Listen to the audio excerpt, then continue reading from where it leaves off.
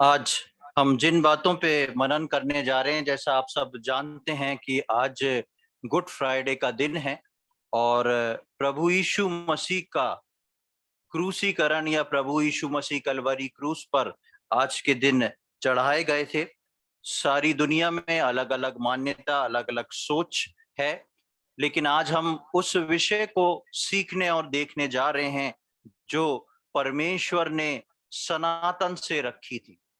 ये good Friday का दिन, या इसको शुभ शुक्रवार भी बोला जाता है, ये एक ऐसा दिन था जो परमेश्वर की सनातन इच्छा और परमेश्वर के उस बड़े प्रेम का प्रगटीकरण था। और ये वास्तव में एक अच्छा दिन और उसके साथ साथ परमेश्वर की स्तुति और आराधना करने का दिन था। परमेश्वर ने, हम देखते हैं पुराने नियम में, जब हम देखते हैं परमेश्वर ने बहुत सारे भविष्यवक्ताओं को भेजा और वो भविष्यवक्ता जो थे वो आके परमेश्वर के वचन को सुनाते और बताते और इस बारे में सिखाते कि परमेश्वर का राज्य कैसा है, परमेश्वर कौन है। और हम देखते हैं कि एक एक करके वो या तो मार दिए गए या फिर उनको जेल खानों में डाल दिया गया, लेकिन उनकी बात से, उनकी भविष्यवाणी से किसी को भी कोई फर्क नहीं पड़ा। और परमेश्वर ने जब इन सारी चीजों को देखा, आदम हवा को बनाने के बाद से लेके परमेश्वर ने कई भविष्यवक्ताओं को भेजा, और इन सारी चीजों को जब परमेश्वर देखता है तो परमेश्वर अपने मन में एक बात को ठानता है और परमेश्वर इस बात को बोलता है कि ये सारी चीजें अब एज इट इज नहीं चलेंगी। कुछ ऐसा हो कि मनुष्य के मन छिदें, कुछ ऐसा हो जो जिसके अंदर परमेश्वर का प्रेम और परमेश्वर क्या है ये बात मनुष्य के हृदय के अंदर तक चली जाए, उसको पेनिट्रेट कर दे, उसको छेद के आर पार निकल जाए और इस बात को मनुष्य समझ जाए। जब ऐसी योजना परमेश्वर ने सनातन से बना रखी थी तो परमेश्वर ने अपने वचन में एक बात को कहा। सबसे पहले मैं उसको आप लोग के सम्मुख पढ़ूंगा। यिर्मयाह नबी की किताब, उसका 31वां अध्याय, बुक ऑफ जर्माया चैप्टर 31। यिर्मयाह नबी की किताब, उसका 31वां अध्याय और उसकी 31वीं आयत से लेके 34वीं आयत तक हम पढ़ेंगे।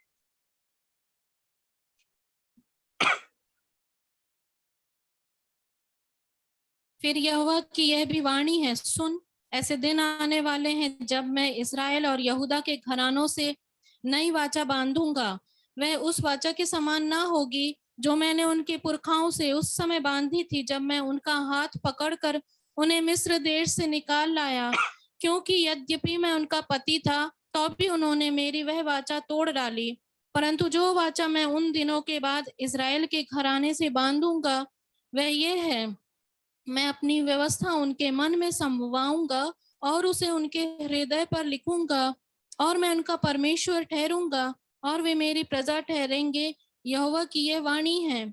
तब उन्हें फिर एक दूसरे से यह न कहना पड़ेगा कि यहोवा को जानो, क्योंकि यहोवा की यह वाणी है, छोटे से लेकर बड़े तक सब के सब मेरा ज्ञान रखेंगे, क्योंकि मैं उनका अधर्म क्षमा करूंगा और उनका पाप फिर स्मरण ना करूंगा। हाँ, यहाँ पर हम देखते हैं कि परमेश्वर जो है इस बात का ऐलान करता है, इस बात को बोलता है कि ऐसे दिन आने वाले हैं, ऐसे दिन आने वाले हैं जिन दिनों में मैं एक नई वाचा को बांधूंगा, ए न्यू कवर्नेंट, एक नई वाचा को मैं अपने लोगों से बांधूंगा। और वो वाचा जो है वो इन दिनों की वाचा से एकदम अलग होगी। वो वाचा जो है एकदम फर्क किस्म की वाचा होगी। और उस वाचा में क्या होगा? उस वाचा में लिखा है कि उस वाचा में किसी को व्यवस्था जो है बताना नहीं पड़ेगा, मैं व्यवस्था जो है उनके मन में समवा दूंगा। हम जानते हैं कि जिस समय ये बात लिखी गई, इसके हजारों साल पहले परमेश्वर ने मूसा के द्वारा इजरायलियों को अपनी व्यवस्था दी थी, क्या करना है, क्या नहीं करना, कैसे करना है, किस बात को किस रीति से करना है, किस बात को छोड़ देना है, कौन सी बात जो है तुम्हारे लिए पाप ठहरेगी, अगर तुमसे पाप हो जाए तो किस रीति से तुमको उसको सही करना है। ऐसी व्यवस्था परमेश्वर ने मूसा के द्वारा इजरायलियों को दी थी, लेकिन चाह के भी ना तो इजरायली वो व्यवस्था पूरी कर पाए और ना ही वो परमेश्वर के रास्तों पे चल पाए, ना ही वो परमेश्वर को जान पाए। इसलिए परमेश्वर यिर्मयाह में कहता है कि अब आने वाले समय में ऐसा नहीं चलेगा, और आने वाले समय में मैं एक ऐसी नई वाचा को बांधूंगा जिसमें मुझे किसी को कहना नहीं पड़ेगा तुम इस वाचा की लिस्ट को पढ़ो, इसके अनुसार करो। क्योंकि वो व्यक्ति जो है, उसके मन के अंदर, उसके दिल पर मैं अपनी उस वाचा को लिख दूंगा। और उसके बाद हम पढ़ते हैं 32वीं आयत में लिखा है, वो उस वाचा के समान ना होगी जो मैंने उनके पुरखाओं से उस समय बांधी थी। कौन से पुरखाओं से? यानी कि इजरायलियों के समय से, जब इजरायली मिस्र से निकले थे, उनके समय में परमेश्वर ने मूसा के द्वारा जो वाचा बांधी थी, परमेश्वर कह रहा है उस वाचा से ये बिल्कुल अलग होगी, और मैं उनका हाथ पकड़कर उन्हें मिस्र देश से निकाल लाया, क्योंकि यद्यपि मैं उनका पति था तो भी उन्होंने मेरी वाचा को तोड़ डाला। सब कुछ मैं उनके लिए कर रहा था, उनके आगे आगे लिए चल रहा था, उनके लिए आग का खंबा और बादल का छांव बन के चल रहा था, सारी गाइडेंस दे रहा था, 40 साल जंगल में चला है। लेकिन वो व्यवस्था जो थी, वो परमेश्वर के बारे में सीखना जो था, वो परमेश्वर के का बलिदान, उसका प्रेम जो था, वो नहीं सीख पाए। इसलिए परमेश्वर की योजना परमेश्वर ने बहुत समय पहले से बताई कि अब जो मैं दूंगा, ऐसी व्यवस्था और ऐसी बात को दूंगा जो उनके मन के अंदर लिख ली जाए। और 34वीं आयत में हम पढ़ते हैं, तब उन्हें फिर एक दूसरे से ये ना कहना पड़ेगा कि यहोवा को जानो, क्योंकि जो व्यक्तिगत रूप से परमेश्वर के पास आएगा वो परमेश्वर को जान जाएगा। और जब वो परमेश्वर को जान जाएगा तो परमेश्वर के पीछे अपने आप चलेगा, और परमेश्वर आत्मिक रीति से अपनी व्यवस्था को पूरी करेगा। जब इस नई वाचा की बात आई, जब इस नई वाचा की बात आई, तो परमेश्वर ने उस वाचा को, जो आत्मिक रीति से मेरे और आपके हृदय में लिखने वाली थी, उसके लिए परमेश्वर ने प्रभु यीशु मसीह को भेजा।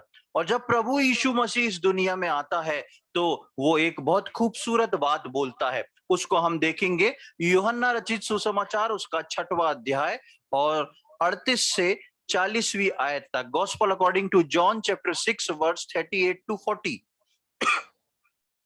क्योंकि मैं अपनी इच्छा नहीं वरन अपने भेजने वाले की इच्छा पूरी करने के लिए स्वर्ग से उतरा हूँ, और मेरे भेजने वाले की इच्छा यह है कि जो कुछ उसने मुझे दिया है उसमें से मैं कुछ न खोऊं, परंतु उसे अंतिम दिन फिर जिला उठाऊं। क्योंकि मेरे पिता की इच्छा यह है कि जो कोई पुत्र को देखे और उस पर विश्वास करे वह अनंत जीवन पाए, और मैं उसे अंतिम दिन फिर जिला उठाऊंगा। हाँ, यहाँ पर प्रभु यीशु मसीह जो है बोलते हैं कि अ,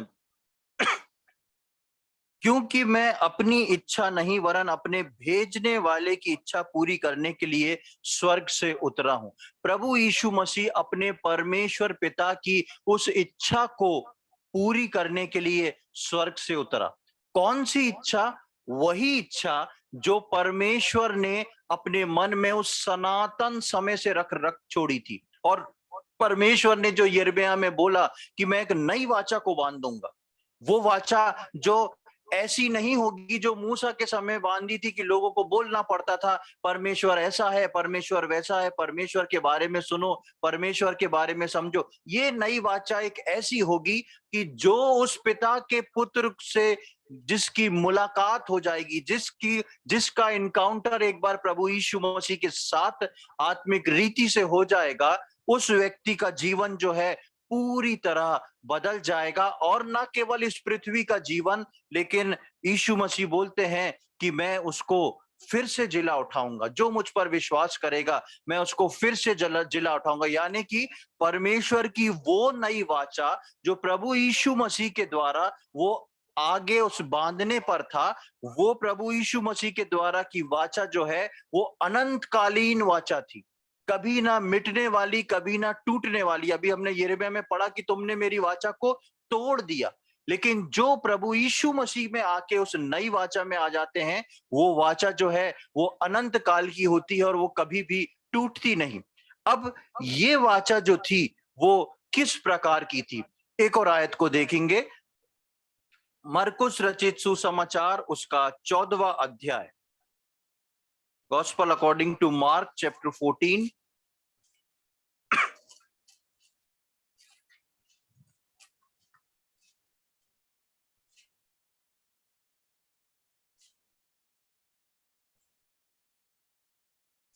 और उसका 22 से लेके 24 तक हम पढ़ेंगे। जब वे खा ही रहे थे, उसने रोटी ली और आशीष मांगकर तोड़ी और उन्हें दी और कहा, लो, यह मेरी देह है। फिर उसने कटोरा लेकर धन्यवाद किया और उन्हें दिया, और उन सब ने उसमें से पिया। और उसने उनसे कहा, यह वाचा का मेरा वो लहू है जो बहुतों के लिए बहाया जाता है। हाँ, बस हम यहाँ पर इन 3 आयतों में देखते हैं कि प्रभु भोज का एक समय है और प्रभु यीशु मसीह जो है अपने चेलों के साथ बैठ के प्रभु भोज कर रहा है अपने पकड़वाए जाने से पहले। प्रभु यीशु मसीह उस रोटी को लेते हैं, तोड़ते हैं और देते हैं और बोलते हैं कि ये मेरा शरीर है जो तुम्हारे लिए दिया जाता है। और लहू के लिए बोलते हैं 24वीं आयत में, और उसने उनसे कहा, ये वाचा का मेरा वो लहू है जो बहुतों के लिए बहाया जाता है। ये वाचा का मेरा वो लहू है। कौन सा लहू? जो उस वाचा को कंप्लीट करने के लिए बहाया जाता है जो परमेश्वर ने यिर्मयाह में बांधी थी, जो परमेश्वर ने यिर्मयाह नबी की किताब में उस यिर्मयाह के द्वारा उसकी भविष्यवाणी की थी कि मैं अब एक नई वाचा को बांधूंगा। वो न्यू कवनेंट जो जिसका परमेश्वर ने पहले से सोच के रखा था, वो वाचा प्रभु यीशु मसीह बोलता है कि वो वाचा जो है उसको मैं अपने लहू से बांधने को आया हूं। ये मेरा लहू जो है वो उस वाचा को पूरा करेगा। वो परमेश्वर ने जो सनातन से योजना बनाई कि व्यवस्था किसी के अंदर ठूसी नहीं जा सकती, व्यवस्था किसी के अंदर जबरदस्ती उसके अंदर रखी नहीं जा सकती। इसलिए परमेश्वर ने बोला था कि अब जो मैं नई वाचा बांधूंगा वो व्यवस्था उनके हृदय पे लिख देगी। लेकिन इस वाचा को बांधने के लिए परमेश्वर ने एक बड़ी कीमत को चुका के प्रभु यीशु मसीह को मेरे और आपके लिए इस दुनिया में भेजा।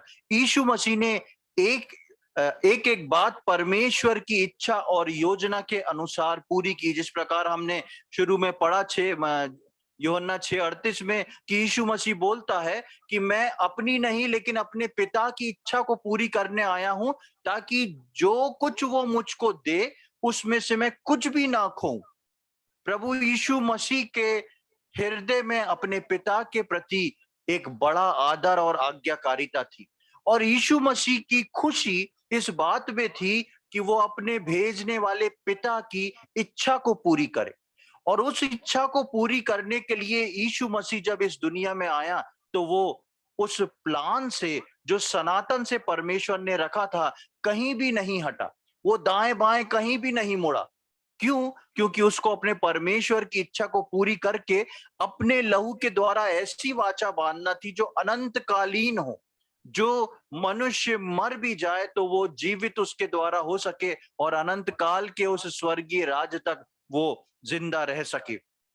उस अनंत काल की वाचा जो परमेश्वर के हृदय में थी, उसको जब प्रभु यीशु मसीह ने उसका प्रगटीकरण करा, तो उससे पहले हम देखेंगे कि किस प्रकार परमेश्वर ने एक प्लानिंग जो थी वो शुरू से बना रखी थी।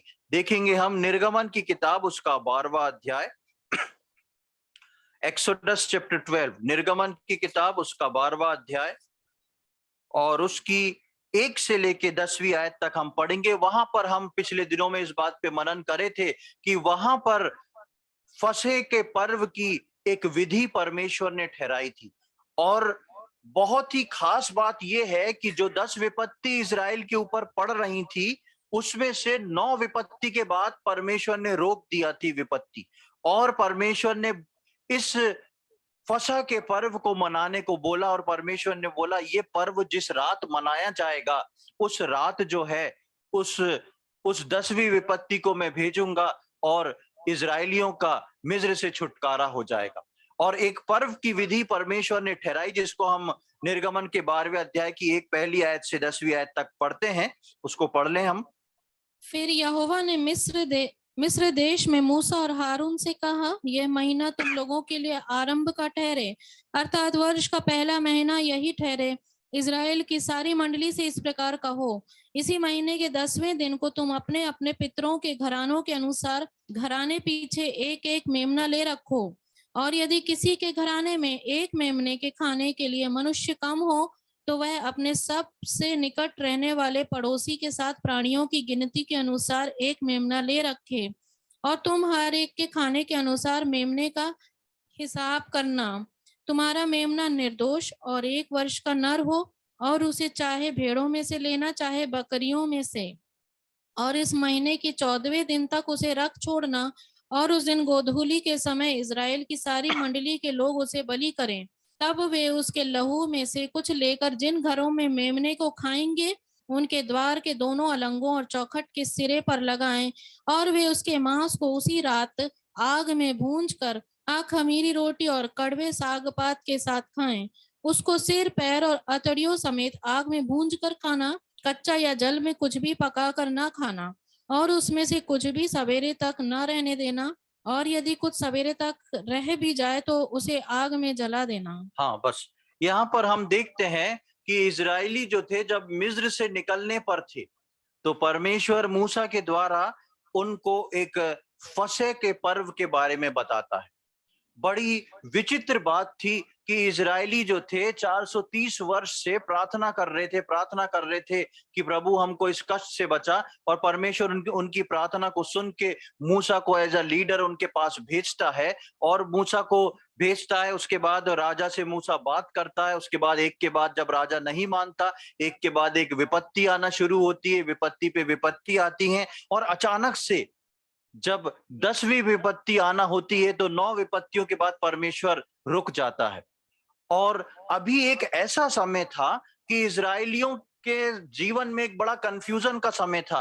क्या होगा? एक तरफ से विपत्ति आ रही है, हमारे ऊपर नहीं आ रही, मिस्रियों पर आ रही है। किस प्रकार हमको राजा छोड़ेगा कि नहीं, हम निकलेंगे कि नहीं, हमारा बाहर निकलना हो पाएगा कि नहीं, ये 400 साल की आजादी, हम 400 साल की गुलामी से हमको आजादी मिलेगी कि नहीं। इन सारे कंफ्यूजन और बातचीत के बीच अचानक से परमेश्वर एक बात को रख देता है, और वो बात होती है फसह के पर्व की। बहुत अजीब बात इजरायलियों को उस समय लगी होगी कि यहाँ भागने के लिए रुके हैं, कब राजा बोलेगा, कब हम कैसे निकलेंगे, वो सैनिकों को पीछे दौड़ाएगा, क्या हो सकता है। अचानक से परमेश्वर बोलता है तुमको एक फसह का पर्व मनाना।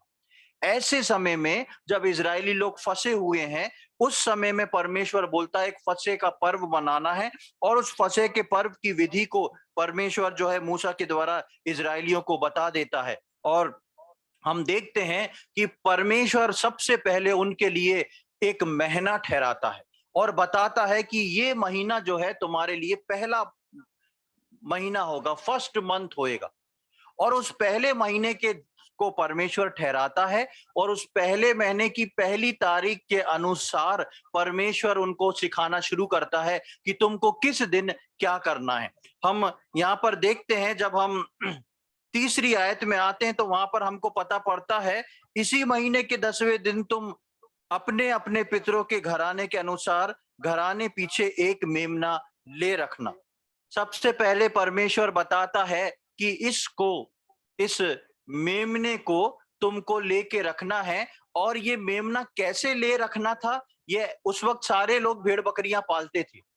उस वक्त सारे इजरायली भेड़ बकरियां पालते थे। ऐसा नहीं था कि अपने घर से उठा के एक मेमना ले लेना। उस मेमने को मोल खरीद के लाना है। उसको अपने घर के अनुसार कि मेरे घर में कितने मेंबर हैं, उसको मैं इस रीति का वैसा मेमना लेके आऊं कि जिसको हम सब खा के एक रात में खत्म कर सकें। और अगर घर में मेंबर कम है तो साइड में जो दूसरा पड़ोसी रह रहा है उसके साथ मिलके साझा करके उसको इस्तेमाल कर सकें।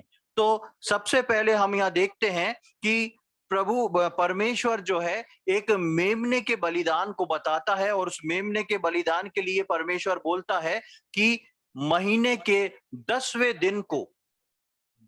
दिन तक तुमको अपने अपने परिवार के लिए एक मेमना ले रखना है। ये 10वां दिन जो था वो इस प्रकार से था कि परमेश्वर ने 1 तारीख से लेके 10 तारीख तक, यानी कि महीने के पहले दिन से लेके 10 दिन का समय इजरायलियों को दिया था। और इस 10 दिन के समय में परमेश्वर ने बोला था कि इजरायली इस 10 दिन के भीतर, इस 10 दिन के अंदर ही अंदर उस मेमने को जिसको बलिदान करना है उसको चुन के लाके अपने घर में रख लें, अलग कर लें, जिससे उनको मालूम रहे कि इसको हमको बलिदान करना है।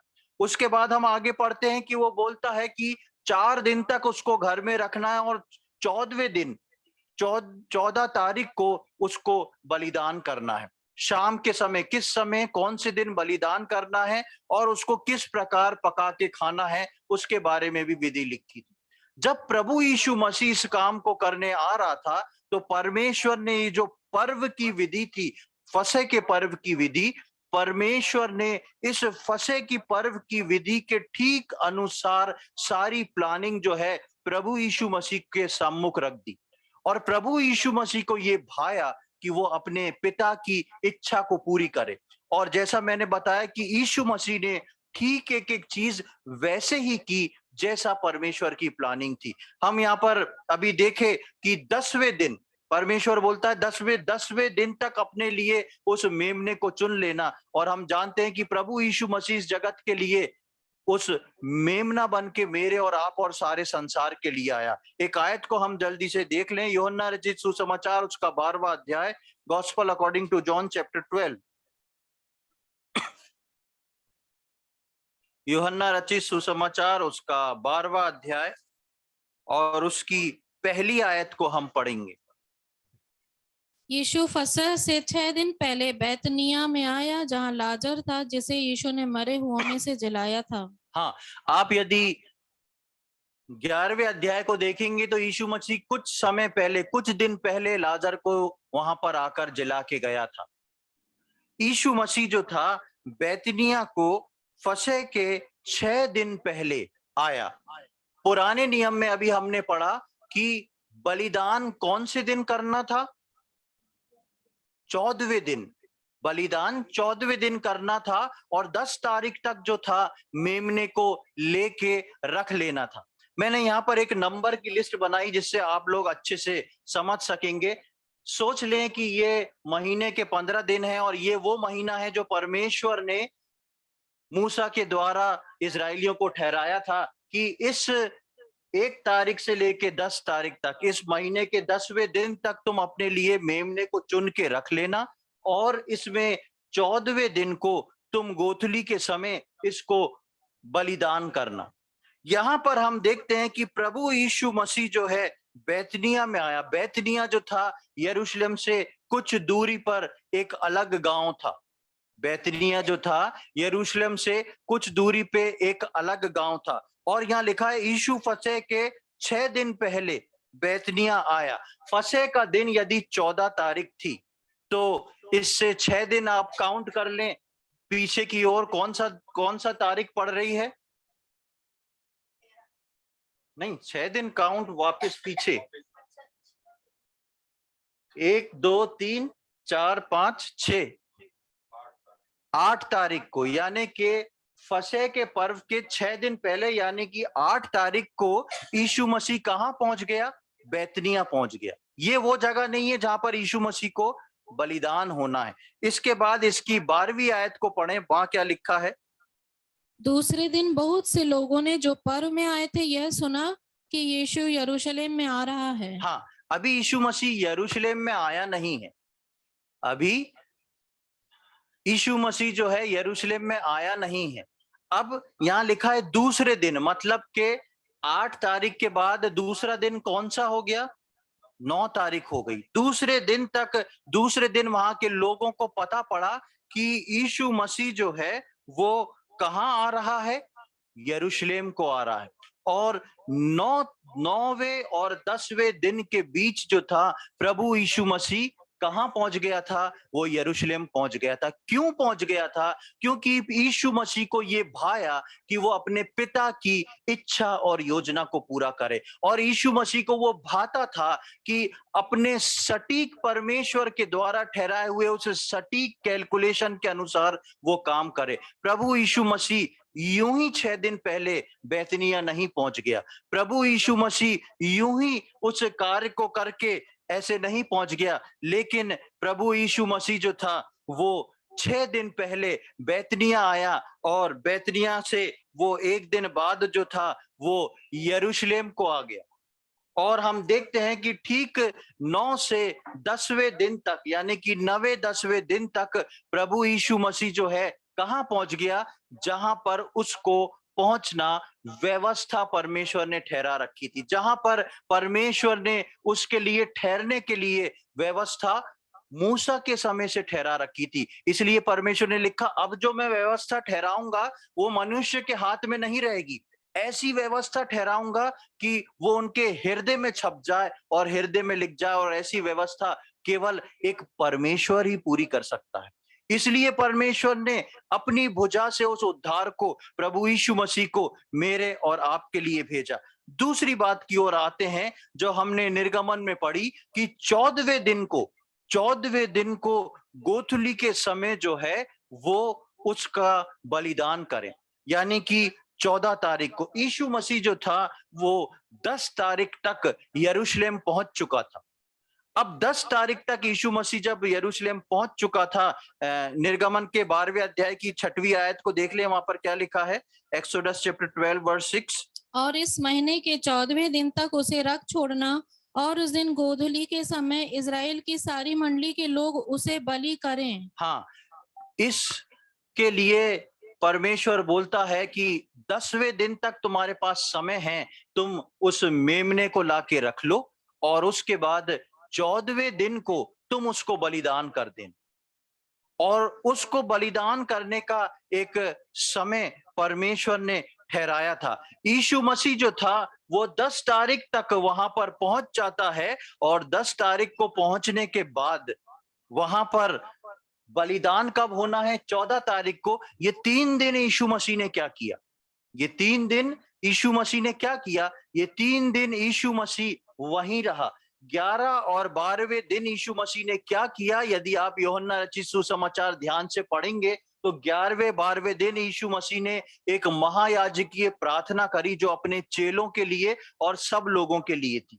13 तारीख की सुबह यीशु मसीह 12 तारीख को बोल देता है अपने चेलों से कि मैं तुम्हारे लिए साथ एक फसह मनाना चाहता हूं, और 13 तारीख को प्रभु यीशु मसीह जो है वो वहां पर आके अपने चेलों के साथ जो है प्रभु भोज में से भाग लेता है, और उसके बाद जाके गतसमनी के बगीचे में प्रार्थना करता है। और 13 तारीख की रात में जब प्रभु यीशु मसीह गतसमनी के बगीचे में प्रार्थना कर रहा होता है, तो रात में सैनिक आके उसको पकड़ के ले जाते हैं, और उस रात को वो वहां पर पहुंच के, और 14 तारीख को हम देखते हैं कि जैसा परमेश्वर ने ठहराया था वैसा परमेश्वर ने उस कार्य को, प्रभु यीशु मसीह ने उस कार्य को पूरा किया।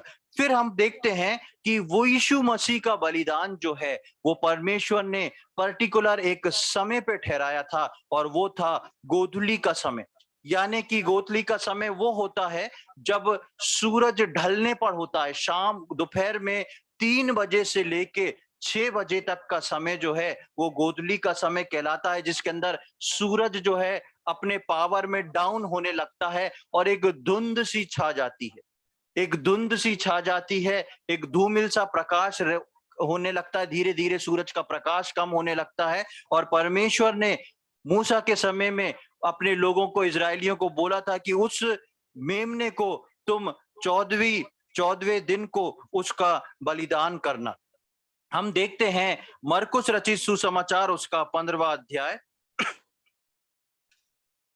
मरकुस रचित सुसमाचार उसका 15वां अध्याय, gospel according to Mark chapter 15 and verse 33, उसका ये 33वीं आयत। दोपहर होने पर सारे देश में अंधियारा छा गया और तीसरे पहर तक रहा। और इसके साथ इसकी 37वीं आयत भी 37। तब यीशु ने बड़े शब्द से चिल्लाकर प्राण छोड़ दिए। हाँ, यहाँ पर हम देखेंगे कि सुबह के समय प्रभु यीशु मसीह को कलवरी के क्रूस पे लगभग 9 बजे तक क्रूस पर उसको चढ़ा दिया गया था। और हम देखते हैं कि 33वीं आयत में लिखा है, दोपहर होने पर सारे देश में अंधकार छा गया और तीसरे पहर तक रहा। दूसरे पहर से तीसरे पहर तक सारे देश में अंधकार छा गया। और जैसे ही तीसरा पहर आता है, यानी कि गोधूली का समय आता है, हम वहां पर पढ़ते हैं 37वीं आयत में, तब यीशु ने बड़े शब्द से चिल्लाकर अपने प्राण छोड़ दिए। क्यों यीशु मसीह ने अपने प्राणों को छोड़ा? आप देखेंगे कि दूसरे पहर से तीसरे पहर तक पूरे देश में अंधकार छाया रहा, और बाइबल में इस बारे में कहीं पर भी आप नहीं पाएंगे कि दो पहर से लेके तीसरे पहर तक क्या हुआ। इस बात के लिए बाइबल शांत है और कुछ नहीं बताती है। लेकिन कुछ बाइबल स्कॉलर्स इस बात को बोलते हैं कि ये दोपहर से का समय, जो दूसरे पहर से लेके तीसरे पहर तक का जो समय था, वो यीशु मसीह के क्रूस के चारों ओर और उसके साथ साथ उस देश में ऐसा अंधकार था कि जिसमें एक व्यक्ति को अपना हाथ से हाथ नहीं सूझ सकता था। इतना भयानक अंधकार था। और ये अंधकार क्यों हुआ? साइंटिस्ट बोलते हैं कि उस समय पे एक सूर्य ग्रहण हुआ था। आप सब जानते हैं कि सूर्य ग्रहण कभी भी ऐसा अंधकार को पैदा नहीं करता कि जिसमें एकदम रात के समान अंधेरा हो जाए। लेकिन बाइबल स्कॉलर्स इस बात को बताते हैं कि दूसरे पहर का से लेके तीसरे पहर का वो समय था जब सारी अंधकार की शक्तियों ने प्रभु यीशु मसीह के ऊपर अपने दावे को ठोक दिया था, अपने अपनी बातों को क्लेम कर दिया था। क्यों कर दिया था? क्योंकि प्रभु यीशु मसीह मेरे और आपके और सारे जगत के पापों को उठा के अपने ऊपर उस इल्जाम को, उस ब्लेम को अपने ऊपर ले लिए थे। इसीलिए हम देखते हैं कि यीशु मसीह बोलता है, हे मेरे परमेश्वर, हे मेरे परमेश्वर, तूने मुझे क्यों छोड़ दिया है? इस कारण से छोड़ दिया क्योंकि जब मेरे और आपके गुनाहों की सजा उसके ऊपर लाद दी गई और शैतान ने इस बात के अधिकार को जताया कि ये तो एक पापी व्यक्ति है, ये परमेश्वर का पुत्र नहीं हो सकता, इसने जो है सारे पापों को अपने ऊपर ले लिया। ये दो पहर से लेके तीसरे पहर तक जो बाइबल खामोश है, इस खामोशी के पीछे एक बहुत ही गहरी प्रभु यीशु मसीह की बेचैनी है। यीशु मसीह गतसमनी के बगीचे में बोलते हैं, हे पिता, अगर संभव हो तो ये प्याला मुझसे टल जाए, लेकिन मेरी नहीं वरन तेरी इच्छा पूरी हो। यीशु मसीह उस प्याले को देख के जो मेरे और आपके पापों के एवज में उसको पीना था, वो पाप के दाग और गंदगी को अपने ऊपर लेना था, यीशु मसीह उसको देख के कांप जाते हैं। लेकिन जब सच्चाई में वो दूसरे पहर से लेके तीसरे पहर तक रखी रहती है, तो वो अंधकार की शक्ति में, जो अंधेरा था, उस शक्ति में शैतान ने पूरी कोशिश करी। क्या कोशिश करी? कि यीशु मसीह को मार दिया जाए, यीशु मसीह की मृत्यु हो जाए। क्यों? क्योंकि दूसरे पहर से लेके तीसरे पहर तक वो समय था कि वो परमेश्वर का पुत्र नहीं रहा। परमेश्वर को वो अपना पिता कह के नहीं बुलाता है, वो बोलता है, हे परमेश्वर, हे परमेश्वर, तूने मुझे क्यों छोड़ दिया? अब शैतान का अधिकार है उसको सताने के लिए, उसकी जान को ले लेने के लिए। प्रियो, मेरे और आपके जीवन में शैतान इसी प्रकार से काम करता है कि वो नहीं चाहता कि कोई भी व्यक्ति जो है स्वर्ग पहुंचे। यहां तक कि एक उद्धार पाए हुए विश्वासी को शैतान पकड़ के रखता है और इस प्रकार बार बार तैयार कर करके वहां तक पहुंचाने की कोशिश करता है कि या तो उसको किसी बीमारी से मार दे या वो व्यक्ति खुद आत्महत्या कर ले। वो व्यक्ति खुद बार बार बोले, मैं मरना चाहता हूं, मेरी मरने की इच्छा है। क्यों? क्योंकि शैतान नहीं चाहता कि मैं और आप जो हैं उस जीवन से नजात पाएं, वो अनंत काल का जीवन। लेकिन जब यीशु मसीह के ऊपर ये सारी चीजें भारी थी, यीशु मसीह अपने प्राण को कस के पकड़ के रोके रखा। क्यों पकड़ के रोके रखा? क्योंकि अगर तीसरे पहर से पहले, दो पहर से तीसरे पहर के बीच में उन अंधकार की शक्तियां जो थी यीशु मसीह की जान को निकाल लेती और यीशु मसीह बोलता, बस अब मुझसे नहीं हो रहा, तो मेरा और आपका उद्धार जो था संभव नहीं था। यीशु मसीह वो अंधकार के समय में सब कुछ सहता रहा।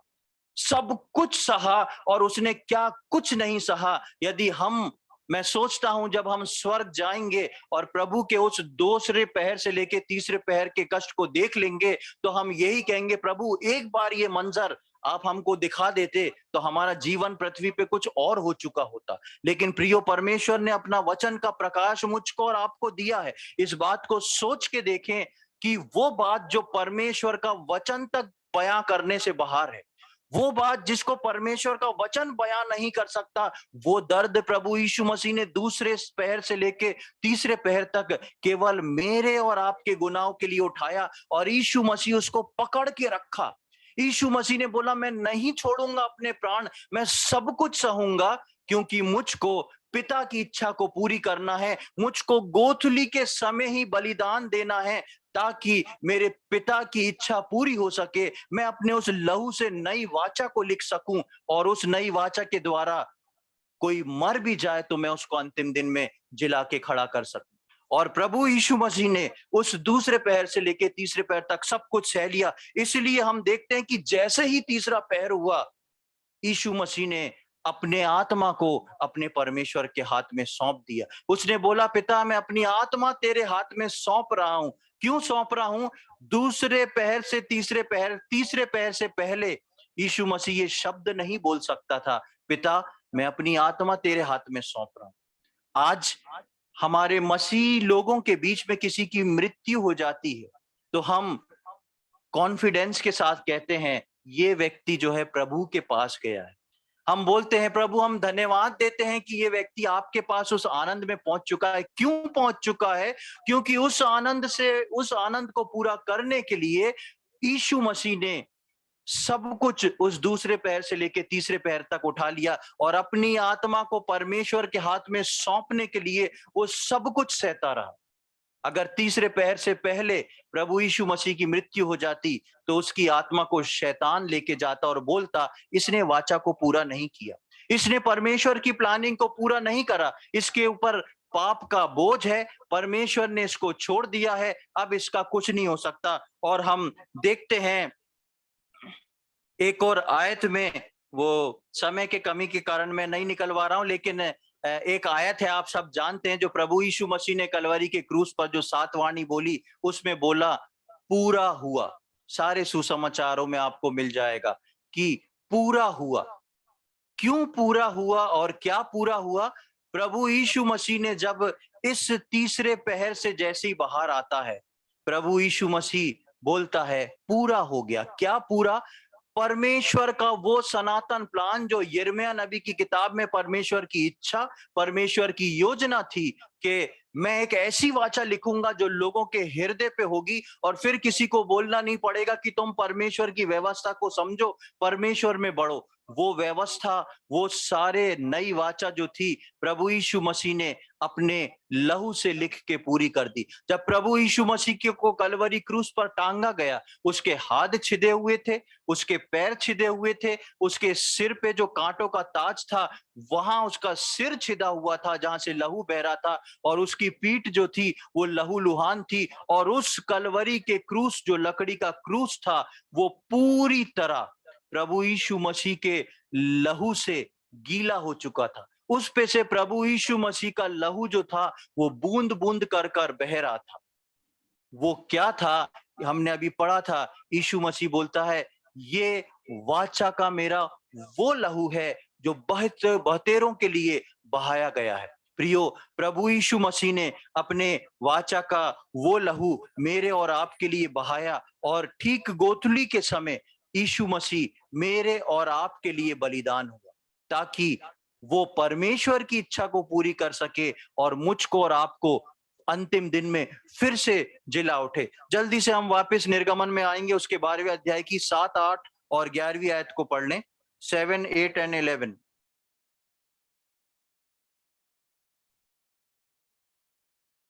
तब वे उसके लहू में से कुछ लेकर जिन घरों में मेमने को खाएंगे उनके द्वार के दोनों अलंगों और चौखट के सिरे पर लगाएं, और वे उसके मांस को उसी रात आग में भूंजकर अखमीरी रोटी और कड़वे साग पात के साथ खाएं। उसको सिर, पैर और अतड़ियों समेत आग में भूंजकर खाना, कच्चा या जल में कुछ भी पकाकर ना खाना, और उसमें से कुछ भी सवेरे तक ना रहने देना, और यदि कुछ सवेरे तक रह भी जाए तो उसे आग में जला देना। 11वीं आयत। और उसके खाने की यह विधि है, कमर बांधे, पांव में जूती पहने और हाथ में लाठी लिए हुए उसे फुर्ती से खाना, वह तो यहोवा का पर्व होगा। वहां पर हम देखते हैं कि यीशु मसीह परमेश्वर पिता जो है वो मूसा को ये आज्ञा देता है कि जिस गोधली के समय 14 तारीख को गोधली के समय तुम जब उसको बलिदान कर दो, तो उस बलिदान करे हुए मेमने के लहू को तुम रख लेना, फेंकना मत। आप अगर व्यवस्था पढ़ेंगे जो परमेश्वर ने आगे दी थी, तो व्यवस्था के समय में लहू को खाने के लिए मना किया था और बोला था कि काट के उसको छोड़ दिया जाए ताकि उसका लहू बह बह जाए। यहाँ पर इस मेमने के लहू को तसले में लेने के लिए, कलेक्ट करने के लिए कहा था, और ये कहा था कि इस लहू को लेके अपने दरवाजे, आपके घर का जो मेन गेट होगा उसके दोनों साइडों में और उसके सिर पे लगा देना। और उसके बाद लिखा है कि उसका जो मांस है उसको किस प्रकार बनाना है, उसको कोई मसाले में या किसी चीज में मिला के नहीं, आग में भूंज के बनाना है। पिछले दिनों में हम इस विषय पे बाइबल स्टडी ले चुके हैं कि आग जो है परमेश्वर के न्याय को बताती है। कड़वा साग पात जो है उसके साथ मिला के खाना था, वो मेरे और आपके जीवन के पाप में स्वभाव को, या वो पाप जो मैं और आप उद्धार पाने से पहले किए हैं, उन सब को बताता है।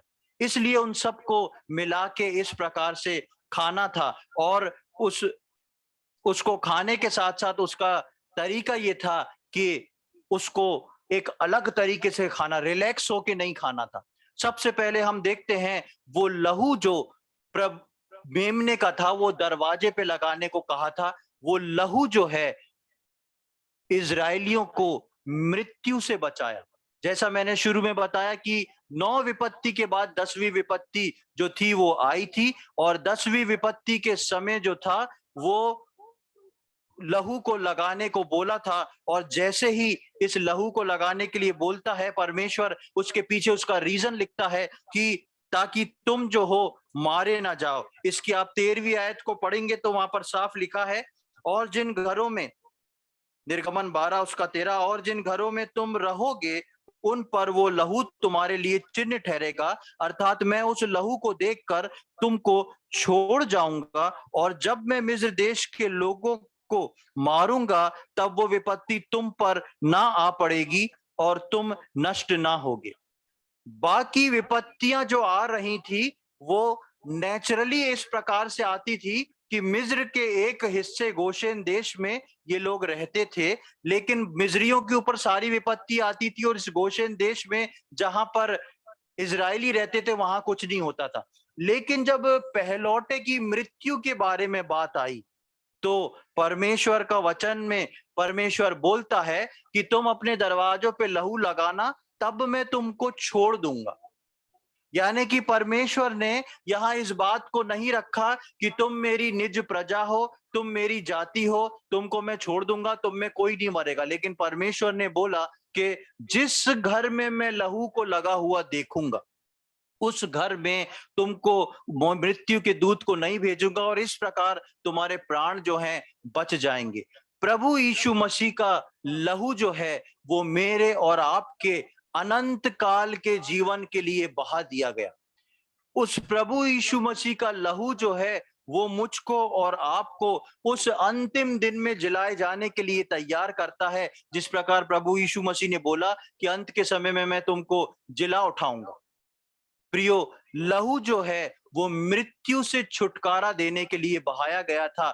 मेमने के लहू से इजरायलियों के प्राण बच गए, प्रभु यीशु मसीह के लहू से मैं और आप अनंत काल के लिए बच गए। उसके बाद जब उसके मांस की बात आती है तो लिखा है कि वो मांस जो है तुमको ही खाना है, और उसको इस प्रकार खाना है कि तुमको खाते समय कभी भी जाना पड़ सकता है, खाते खाते तुमको जाना है। और वो जो मांस परमेश्वर ने इजरायलियों को खिलाया था, वो जाने के प्रतीक से पहले, जाने से पहले खाने को बोला था।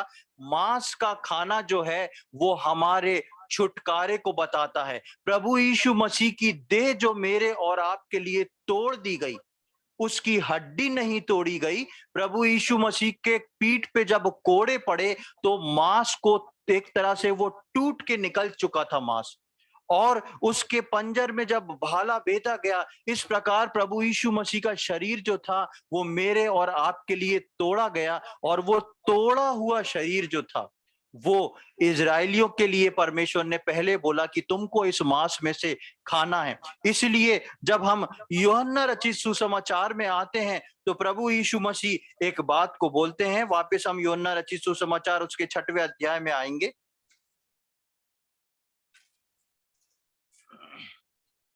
यूहन्ना रचित सुसमाचार उसका 6वां अध्याय और उसका 53 से लेके 58 तक पढ़ेंगे, 53 to 58। यहाँ पर प्रभु यीशु मसीह बोलता है, यीशु ने उनसे कहा, मैं तुमसे सच सच कहता हूं कि जब तक तुम मनुष्य के पुत्र का मांस ना खाओ और उसका लहू ना पियो, तुम में जीवन नहीं। जो मेरा मांस खाता और मेरा लहू पीता है, अनंत जीवन उसी का है, और मैं उसे अंतिम दिन फिर जिला उठाऊंगा। क्योंकि मेरा मांस वास्तव में खाने की वस्तु है और मेरा लहू वास्तव में पीने की वस्तु है। जो मेरा मांस खाता और मेरा लहू पीता है, वो मुझ में स्थिर बना रहता है और मैं उसमें। जैसा जीवते पिता ने मुझे भेजा और मैं पिता के कारण जीवित हूं, वैसे ही वो भी जो मुझे खाएगा मेरे कारण जीवित रहेगा। जो रोटी स्वर्ग से उतरी है उस रोटी के समान नहीं जिसे बाप दादाओं ने खाया और मर गए। जो कोई ये रोटी खाएगा वो सर्वदा जीवित रहेगा। हम सब जानते हैं इन वचनों के बारे में कि प्रभु यीशु मसीह इस बात को बोलते हैं कि मेरा मांस वास्तव में खाने की वस्तु है। प्रभु यीशु मसीह ने आत्मिक पहलू को रख के इस बात को बोला कि मेरा मांस क्या है जो तुम्हारे लिए दे दिया जाता है, और मेरा लहू जो है वो तुम्हारे जीवन के लिए है। यहाँ पर हमने 53 वर्ष में पढ़ा, यीशु ने उनसे कहा, मैं तुमसे सच सच कहता हूं कि जब तक तुम मनुष्य के पुत्र का मांस ना खाओ और उसका लहू ना पियो, तुम में जीवन नहीं। उसके लहू के द्वारा मुझको और आपको जीवन मिला हुआ है, और वो परमेश्वर ने मूसा के समय में, इजरायलियों के समय में उस प्रतीक को उस मेमने के द्वारा दिखाया। और उसके साथ साथ हम देखते हैं कि परमेश्वर ने निर्गमन में इस बात को बताया था कि तुम जब इसको खाओगे, उसका तरीका बताया, बलिदान का समय बताया। जब उसको खाने का तरीका बताया, वो बहुत ही खास है आज नए नियम के विश्वासियों के लिए। क्या तरीका था? परमेश्वर बोलता है उसको खाते समय तुमको तैयार रहना है, पैर में जूती पहन के रखना है, कमर में बेल्ट बांध के रखना है, हाथ में लाठी लेके रखना है, एकदम रेडी रहना है। किस चीज को दिखाते हुए? कि बस मुझको अभी बाहर निकलना है। ऐसी अवस्था में तुमको इस मांस में से खाना है। और अलांगनों में, दरवाजों पे लहू लगा है, उसके अंदर ये काम करना है। यानी कि नए नियम के विश्वासियों के लिए सिर्फ संडे को आके आराधना करके प्रभु भोज लेना जो है, वो परमेश्वर की इच्छा या यीशु मसीह की आज्ञा को पूरा करना नहीं है। उसके साथ साथ एक तैयारी का जीवन होना बहुत जरूरी है। क्योंकि जब जब हम उस मेज में से भाग लेते हैं, जब जब हम उस रोटी में से भाग लेते हैं, हम उस कटोरे में से भाग लेते हैं, तो हम इस बात को डिक्लेयर करते हैं कि मेरे लिए यीशु मसीह जो है वो बलिदान हुआ है, मैं जो हूं उसकी संतान हूं, और वो मुझको लेने आने वाला है। That's why I am ready. इसलिए मैं तैयार हूं कि काय के लिए? अपने प्रभु के पास जाने के लिए। इसलिए प्रभु भोज का लेना मेरे और आपके लिए एक परंपरा नहीं है, लेकिन उसको तैयारी के साथ लेना। इसलिए प्रभु, हम 1 कुरिन्ती में इस बात को देखते हैं कि पौलुस बोलता है कि अपने आप को जांच लो और परख लो, ताकि तुम हमेशा हमेशा जो थे हो तैयारी के जीवन में रहो। तो प्रियो, परमेश्वर की सनातन योजना और इच्छा थी कि वो एक ऐसी नई वाचा को लिखे और उस इच्छा और योजना को पूरा करने के लिए प्रभु यीशु मसीह मेरे और आपके लिए इस दुनिया में आया। परमेश्वर ने सबसे पहला पर्व फेस्टिवल यही रखा, और आप देखेंगे कि ये एक पर्व, जब आप फसह के पर्व के बारे में बाइबल में पढ़ेंगे तो वहां लिखा है फेस्टिवल ऑफ गॉड। ये इजरायलियों का फेस्टिवल नहीं था। परमेश्वर बोलता है आगे, आप निर्गमन में कई जगह पर लिखा है कि ये पर्व जो है तुम्हारे लिए पवित्र माना जाए, क्योंकि ये परमेश्वर का पर्व है, फेस्टिवल ऑफ गॉड। इस फेस्टिवल को परमेश्वर का कहा गया। परमेश्वर बोलता है ये मेरा पर्व है। आप सोचें, जो राजाओं का राजा परमेश्वर प्रभु है, वो एक पर्व के बारे में बोल रहा है कि ये मेरा पर्व है। क्यों? क्योंकि उसने उस पर्व के दिन एक नई वाचा को लिखा है मेरे और आपके लिए। इसलिए आज दुनिया में बहुत सारी चीजें होती हैं जो परमेश्वर के वचन से दूर हैं। वो लोग आज के दिन रोते हैं, वो लोग आज के दिन उपवास रखते हैं, यहाँ तक कि ना केवल आज के दिन लेकिन 40 दिन तक उपवास रखते हैं। बहुत सारे कलीसिया में, विशेषकर साउथ में, केरल में ऐसा होता है कि दूसरी कलीसियाओं में ऐसा होता है कि उस दिन गुड फ्राइडे के दिन वो एक वैसा ही वजनी भारी क्रूस को लेके एक व्यक्ति अपने कंधे पे लाद के एक प्रदर्शनी लेके निकलता है पूरे जगह पे नंगे पैर, और पूरे जगह घूमते हैं। कई लोग, छिल जाती है पीठ, तकलीफ होती है, और वो क्या बोलते हैं, हम अपने प्रभु यीशु मसीह के दुख को स्मरण कर रहे हैं। बाइबल के हिसाब से ऐसा कोई दुख नहीं है। परमेश्वर बोलता है ये परमेश्वर का पर्व है, you must enjoy this festival. तुमको इस पर्व को खुशी के साथ मनाना है। बेशक यीशु मसीह मेरे और आपके लिए कुर्बान जरूर हुआ, लेकिन वो मरा नहीं, पड़ा रह गया, उसकी कब्र खाली है। इसलिए हम उस फेस्टिवल को एंजॉय कर सकते हैं। और सबसे बड़ी खुशी की बात यह है कि मेरे और आपके लिए प्रभु यीशु मसीह आज के दिन बलिदान हुआ। जो काम हम कभी भी नहीं कर सकते थे स्वर्ग तक पहुंचने के लिए, वो काम पर प्रभु यीशु मसीह ने मेरे और आपके लिए किया। ये पर्व जो है मेरे और आपके लिए एक खुशी का पर्व है। इसीलिए जो है ये गुड फ्राइडे कहलाता है। कायदे से उसको बेड फ्राइडे होना था कि यीशु मसीह मर गया, लेकिन ये गुड फ्राइडे इसलिए है कि परमेश्वर के लोगों के लिए सब प्रकार की अच्छाई और भलाई मेरे और आपके लिए इसमें रखी हुई है।